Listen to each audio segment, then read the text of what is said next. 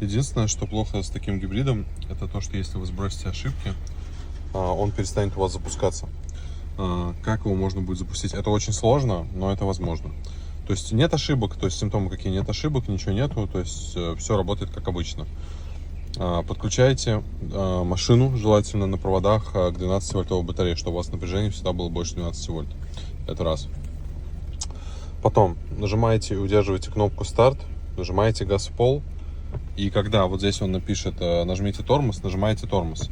Вот эта стрелка начнет потихонечку подниматься. То есть она может вот чуть-чуть подняться и вообще не подняться.